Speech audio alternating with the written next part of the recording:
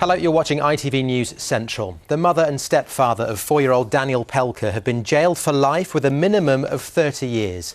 Magdalena Wuszak and Mariusz Krezorek beat the toddler to death after denying him food and locking him in a box room at their home in Coventry. Our reporter Charlotte Grant has been in court this morning. Charlotte, what did the judge have to say? Well, the judge said the details in this case were deeply disturbing and harrowing. She said the abuse that 4-year-old Daniel Pelker was subjected to by his mother and stepfather should rightly be described as a campaign of cruelty, and that Daniel must have suffered terribly. She described the cold baths, the beatings, the force feeding of salt, and she said most gravely the systematic starvation of Daniel. She said that throughout the 9-week trial she's not seen a single sign of remorse from Daniel's mother or stepfather. She sentenced them to 30 years in prison, and today the Crown Prosecution Service said that was the right sentence. Mariusz Krezorek and Magdalena Wuszak have been sentenced for this heinous crime against this vulnerable little 4-year-old boy. Daniel Pelker had the ultimate trust breached by his mother and her partner. We hope that the sentence today brings closure to this case for the family of Daniel, both in this country and in Poland. Well, Charlotte, we've heard such harrowing evidence throughout this case. What was the atmosphere like in court as the sentences were read out?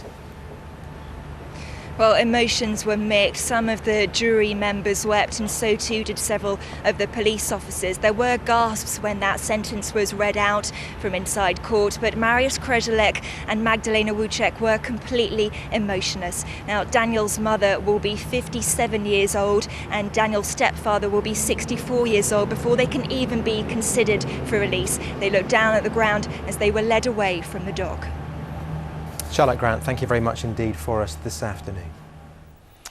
Well, next, Coventry City Football Club are heading towards liquidation and a 15 points deduction this afternoon. It's after a crucial debt meeting this morning involving the Ricoh Arena to try to enable the club to come out of administration ahead of the start of their League One season tomorrow. The stadium, which is owed £1.3 million in unpaid rent, was offered £600,000 but rejected the deal. Ricoh bosses say they took the decision to try and stop Coventry moving to Northampton and prevent the club from losing more money. Well, with liquidation now expected, the Football League have been meeting this lunchtime to discuss the situation. The Ricoh Arena's decision to reject the money it was offered is now being questioned as well. Well, the stadium is half owned by Coventry City Council. Even at this late stage, if we can push something together, because you've really got to think about the fans. The Football League's motto is real football, real fans. And again, I attack the Football League today because they're not protecting fans. No one, CISU, ACL, Council, the Football League, they have not stood up for the fans. And that's who I feel for today. Next, this lunchtime, West Midlands Police have charged 10 men in connection with the sexual exploitation of teenage girls in Coventry. The men are aged between 19 and 30 and are accused of a range of offences, including sexual assault, rape and trafficking. The 5 alleged victims, who were aged between 16 and 18 at the time of the attacks last year, are now being looked after by police and social services. A Ukrainian man accused of the terror-related murder of a grandfather as he walked home from a mosque will face trial at the Old Bailey next year. Pavlo Lapshin, a 25-year-old postgraduate student, is charged with killing Mohammed Salim in Birmingham in April.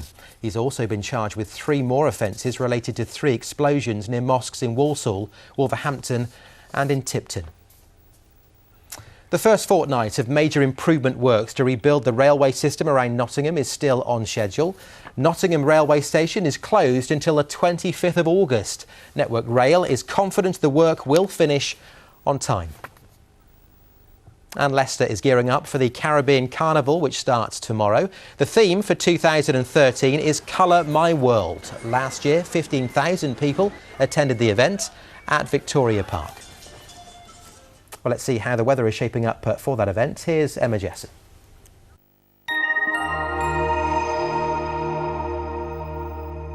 It's so hot over there, this guy says he can fry an egg on his head. Well, that's just stupid. Fancy breakfast? Hello there. It was the hottest day of the year so far yesterday, but turning fresher for the weekend with sunshine and showers. Well, it would do. I don't think it'll be too bad though. Still temperatures in the low to mid 20s Celsius, and a few thunderstrikes down towards the south of us this morning, and some thundery showers will work their way into the region this afternoon. They could be a bit heavy at times. Still sunny spells though, very breezy, so at least the showers will rattle through. The breeze staying with us overnight. A wet start tonight, clearer later. Flybe, sponsors of ITV Central Weather.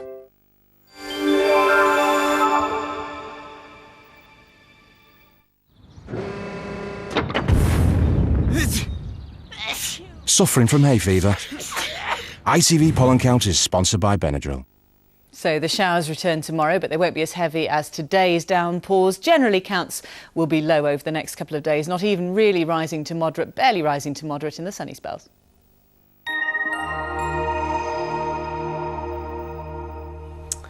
Well, that is all we have time for this lunchtime. As ever, plenty more on the website, itv.com/central, including updates on that Coventry City situation, which seems to be changing by the second. We're back at 6 o'clock. Until then, from the Lunchtime team, have a great afternoon. Goodbye for now.